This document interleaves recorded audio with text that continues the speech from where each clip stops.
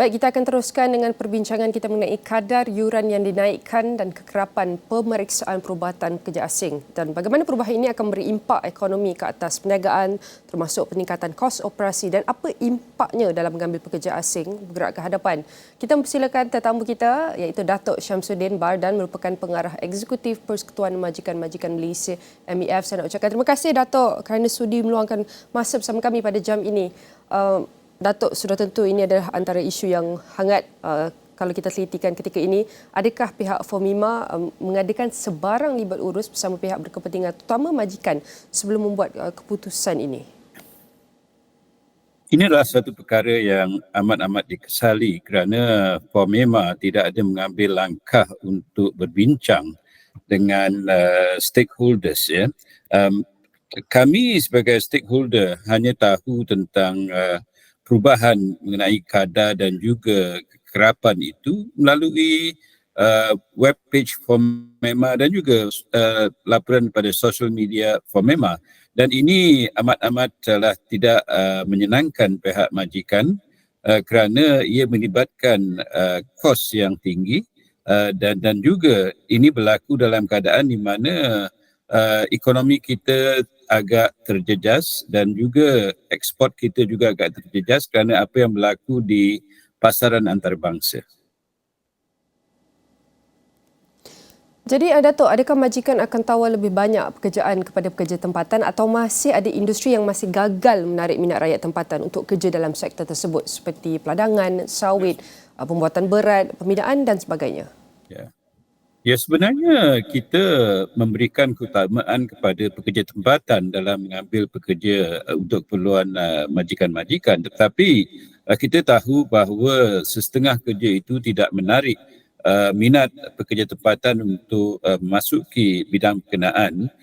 Ya, kita MEF bersetuju agar pada jangka panjangnya kita mengurangkan kebergantungan kepada pekerja asing, tetapi ini hendaklah dilakukan secara peringkat demi peringkat dan tidak melibatkan peningkatan kos sebagaimana yang dilakukan oleh FOMIMA mengenai pemeriksaan perubatan pekerja asing berkenaan.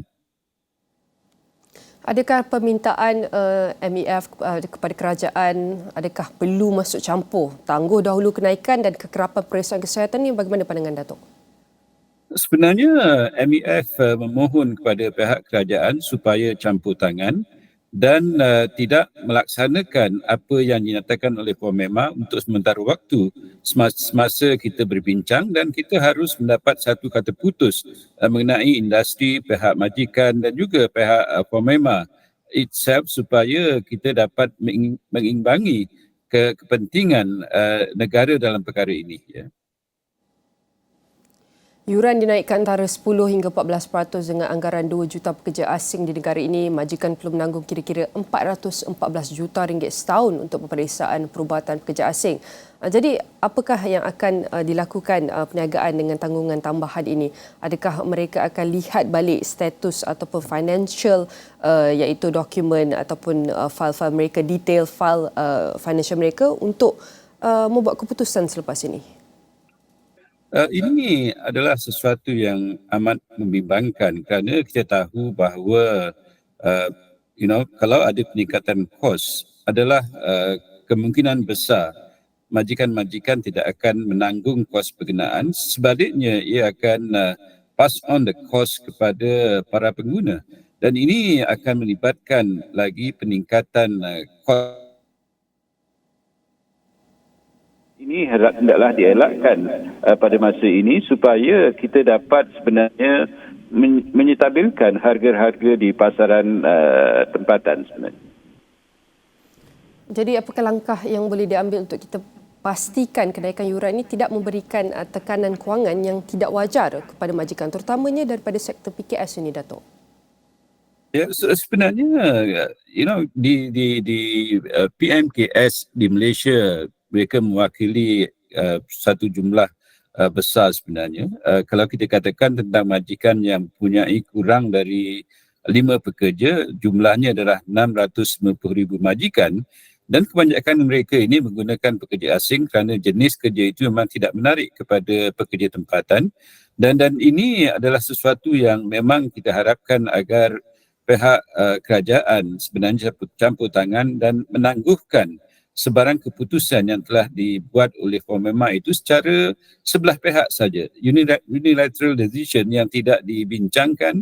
Saya tak tahu sama ada mereka mendapat kelulusan daripada Kementerian Kesihatan atau tidak, ataupun daripada kerajaan itself, tetapi ini adalah sesuatu yang tidak seharusnya berlaku.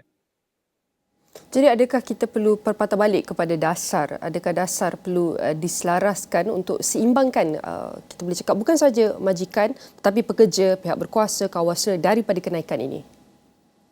Ya, sebenarnya begitulah harapan kita supaya sebarang kenaikan itu hendaklah dibincangkan terlebih dahulu kerana ia melibatkan kos yang tinggi dan juga akan melibatkan kos sara hidup yang lebih tinggi kepada keseluruhan rakyat sebenarnya. Keputusan sudah pun dibuat iaitu boleh dikatakan medical check-up every year, cost fee dia pun meningkat setiap tahun. Jadi apakah boleh cakap langkah-langkah persediaan oleh industri-industri ini dalam menghadapi kenaikan kos bergerak ke hadapan, Datuk? Sebenarnya jika ini dilaksanakan juga, kemungkinan besar kemahuan majikan untuk mengambil pekerja asing itu akan terjejas, ya. Tetapi untuk majikan move forward, mereka harus mengambil langkah untuk memodernkan operasi mereka dan ini memakan belanja yang lebih tinggi, ya. Dan saya berharap jika benar-benar ini berlaku, kerajaan haruslah membantu PMKS ini untuk memodernkan operasi mereka dan juga meningkatkan produktiviti mereka supaya mereka mengurangkan kebergantungan kepada sumber manusia untuk melakukan operasi mereka, ya. Dan ini mungkin pada akhirnya nanti kita akan sebenarnya mengurangkan pekerja asing dan juga mengurangkan penggunaan pekerja-pekerja, dan pekerja sedia ada boleh dilatih dan dilatih semula dan diminta untuk melakukan kerja-kerja yang mungkin lebih produktif, ya. Bagaimana untuk kita memahami ataupun ekosistem keseluruhan industri ataupun pasaran buruh selepas ini, mengambil kira kenaikan kos iaitu perubatan kesihatan ini, termasuk juga dengan iaitu sistem gaji progresif yang dirancang untuk melaksanakan tahun ini, di samping itu mengekalkan iaitu gaji minimum. Bagaimana Datuk melihat iaitu bergerak ke hadapan iaitu dinamika pasaran buruh kita selepas ini? Ya, sebenarnya ke waktu sehat, waktu singkat ini, memang kita masih memerlukan pekerja asing. Tetapi moving on daripada peringkat yang lebih jauh lagi untuk jangka panjangnya, memang kita melihat bahawa kita perlu mengurangkan kebergantungan kepada pekerja asing dan ini memerlukan sebenarnya latihan semula. Dan ini akan dibuat melalui model gaji progresif, ya, dan kita harapkan agar nanti pihak kerajaan akan dapat membantu majikan-majikan dan juga pekerja untuk meningkatkan pendapatan mereka, terutamanya pekerja tempatan, supaya mereka akan mahu mencuburi bidang-bidang yang sebelum ini mereka tak mahu mencuburi, dan ini juga mungkin akan melibatkan penjenamaan semula setengah kerja itu supaya ia lebih menarik kepada pekerja tempatan. Jadi saya melihat bahawa pada jangka panjangnya pasaran buruh kita akan lebih dinamik, lebih inovatif dan pekerja-pekerja akan lebih mahir, dan saya sendiri berharap agar peratusan pekerja mahir di Malaysia itu akan dapat ditingkatkan kepada lebih daripada 45% supaya nanti pekerja-pekerja kita akan lebih produktif dan majikan juga menggunakan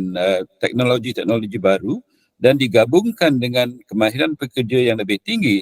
Jadi kita boleh meningkatkan produktiviti kita dan juga memastikan bahawa Malaysia lebih berdaya saing, dan sebagaimana yang dinyatakan dalam plan model ekonomi itu, madani ekonomi, kita akan dapat meningkatkan daya saing Malaysia kepada peringkat at least 12 teratas di dunia. Dan ini amat penting kerana jika kita produktif dan jika kita kompetitif, sebarang peningkatan kos itu akan dapat diimbangi dengan peningkatan produktiviti dan juga daya saing.